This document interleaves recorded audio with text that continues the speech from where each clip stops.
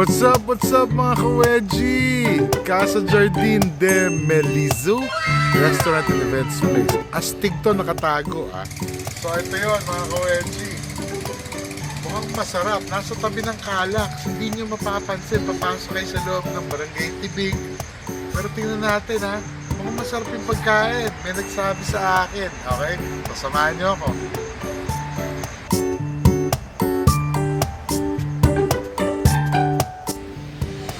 Look at the place naman, no? Diba? So, para siyang hardin. Hardin nga, eh, oh, diba?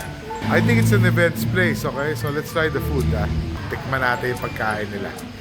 Oh, ito mga ka-wedgie, ah. Joshua, bago ba tong lugar na to? Oh, yun ah. Ganda, no? Anong, ano rito? Masarap dito. Mahilig ako sa kaldereta at sa kare-kare. Kung ikaw, ano? Ayan, o di kaldereta. Bulalo. Eh, Batanggenyo ako, maraming bulalo doon. Okay, so kaldereta ha. Okay, drinks, ano masarap? Guyaban po, smoothie. Oh, sige, bigyan mo akong guyaban smoothie. Joshua, anong pangalan nito? Pronounce mo nga ng tama. So mga ka-wedgie, that's how you pronounce it. Okay, thank you Joshua. Eh nga pala, kaya ako napadaan dito, papunta akong Lipa. Okay, kasi yun yung weekly schedule namin, di ba? Kasama si Primo, si Sengkong Sek, Ralph. Mag-collab kayo. Kasama si Moo. Kaya mamaya, makikita kami, mauuna lang ako kasi nagpa-check up ako eh. Anyway, bago ko dumaan din dito, dumaan ako kay Nonoy. So, inaanak na Nonoy, pagaling ka, no? Hindi ko siya na-videoan eh. He was in the room, he got operated. So, mamaya pakita ko sa inyo yung picture namin. Okay? So, Nonoy, pagaling ka and para makabalik ka kaagad. Work. Okay?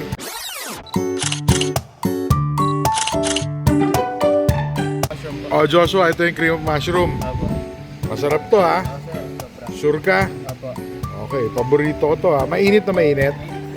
As in, mapapaso ako. Papahingi naman ako ng paminta. Oh, ito naman, appetizer nila. Sweet potato wedges daw. Let's try it. So, ito. So, sweet potato. Ayan, ano yan? Nachos ba yan? Tikman natin to. Alan. Mga ka-wedgie si Alan. Bagi-bagi natin. Hi everyone. Ayun. Sarap din to ha. Kunyetan, sarap. Okay to. Ano naman to? Okay. Nachos na Pinoy.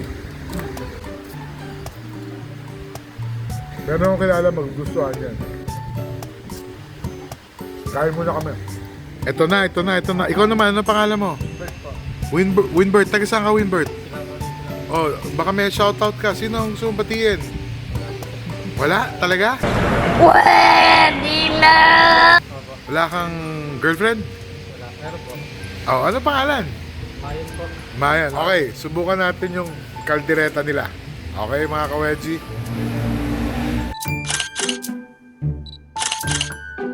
Okay. Masarap yung nachos, yung sweet potato.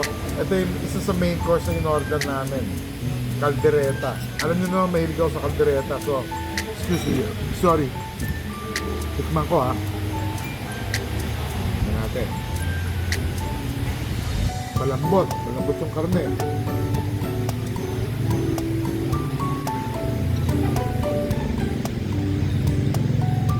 Perfect. Nice. Parang kaldereta ni nanay. Sabi ni nanay. Okay, so kain kami ulit ha. Samahan niyo pa rin ako. Okay, pakitaan pa natin kayo ng iba pa. Ayun no, kompleto, ginataang gulay. Ano naman ito, may hipon. Para siyang ginataang kalabasa at hipon. Okay. Ito totoo. So after eating African food, Nigerian food, we go to Filipino. Ito.